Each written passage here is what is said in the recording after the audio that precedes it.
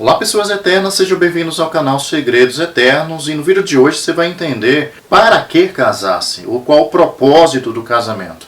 Você vai entender que casamento não é somente uma conjunção carnal, mas envolve coisas espirituais que estão no coração de Deus para todo aquele que queira.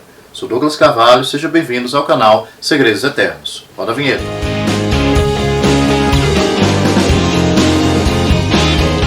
O Senhor disse, não é bom que o homem esteja sozinho, farei alguém que o ajude e o complete. No vídeo de hoje você vai entender qual é o propósito do casamento e você, inclusive, vai ter um amadurecimento na tua visão sobre quem casar e para que casar. É fundamental que você tenha respostas a essas duas perguntas se você quiser realmente ter um casamento de sucesso. Antes de a gente dar continuidade ao vídeo, te peço uma única coisa, se inscreve no canal, ativa o sininho, para receber mais materiais semelhantes a esse que podem edificar a tua vida espiritual cristã.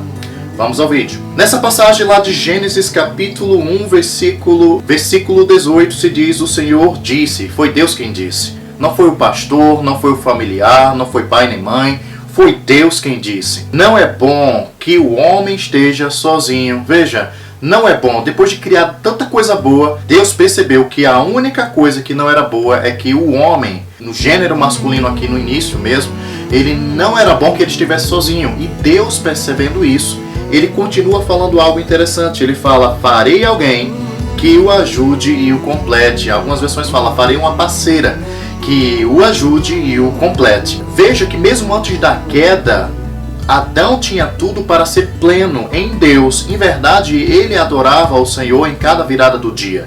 Mas, em cada virada do dia, ele percebeu que faltava alguém, faltava alguma coisa para cumprir esse propósito divino.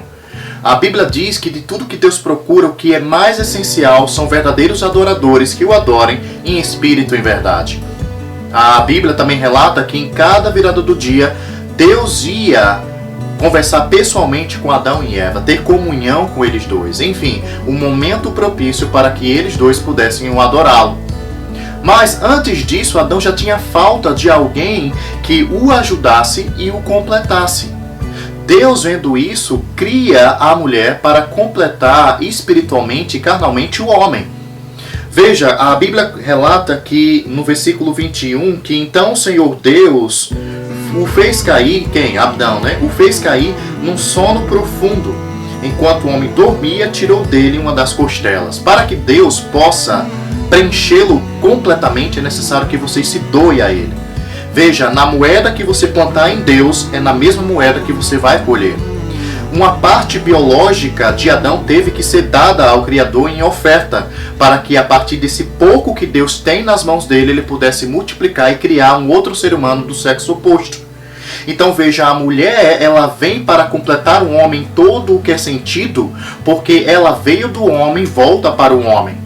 É por isso que se diz, deixará pois o homem, seu pai e sua mãe, e se unirá à sua mulher, e os dois se tornarão uma só carne, porque da carne ela veio e da carne ela tem que voltar.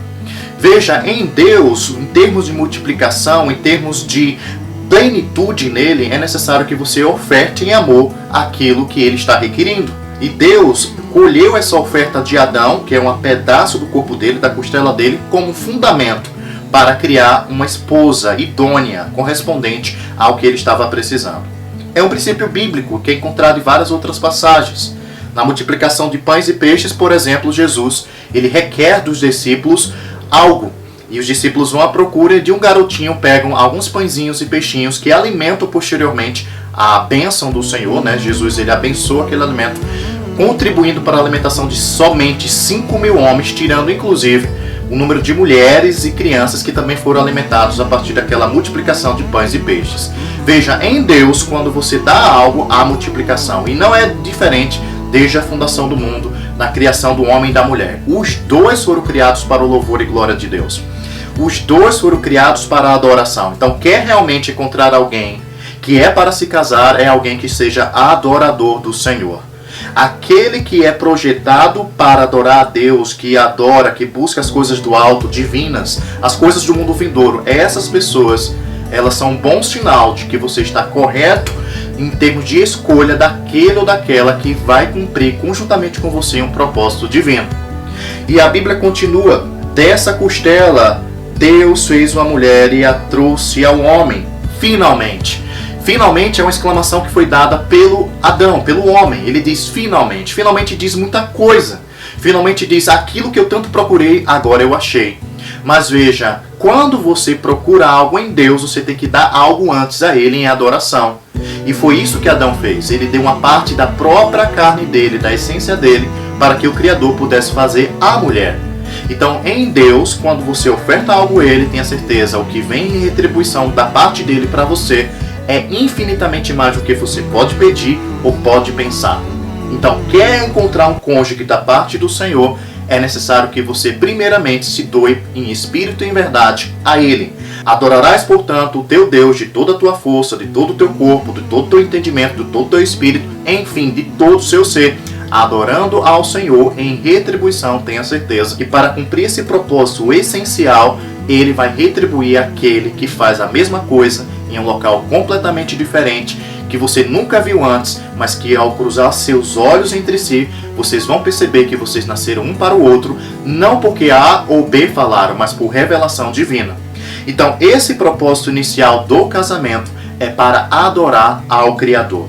Então, agora, em cada virada do dia, Adão ele não ia somente adorar a Deus. Ele iria agora com alguém que o correspondesse, que o completasse e o ajudasse nessa função específica de adoração ao Senhor. E a Bíblia continua, exclamou o homem, esse finalmente, esta é osso dos meus ossos e carne da minha carne, será chamada mulher porque foi tirada do homem. O fato da mulher ter sido tirada do homem não coloca ela na posição de inferioridade, pelo contrário. Quando Deus libera a bênção, Ele libera para os dois. Dominai, sujeitai a terra, governai. Então o poder e a autoridade foram liberados sobre os dois gêneros, o gênero masculino e o gênero feminino. Então nesse contexto, a mulher não está numa posição inferior ao homem, mas uma condição que perante Deus está na mesma posição de adoradora, daquela que foi devolvida ao ser humano do sexo masculino para ter poder criativo de gerar outras vidas que venham também adorar o Criador em espírito e em verdade. Então, quer fazer família, tenha como fundamento o propósito principal de adorar a Deus. Esse é o fundamento do casamento e o princípio espiritual que, se obedecido, tenha certeza, no futuro você não vai ter dor de cabeça sobre quem deve se casar. Porque, antes de tudo, a revelação vem do Senhor. Em Provérbios se diz, a esposa quem dá ou quem revela é o próprio Senhor.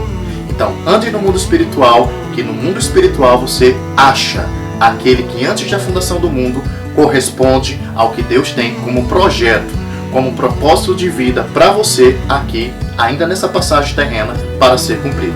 Então, sou Douglas Carvalho, espero que vocês tenham gostado desse vídeo, Medita nessa passagem das Escrituras, não deixa de conferir tudo na Bíblia, porque assim ele está fundamentando tudo que é dito aqui, conforme a palavra do Senhor diz.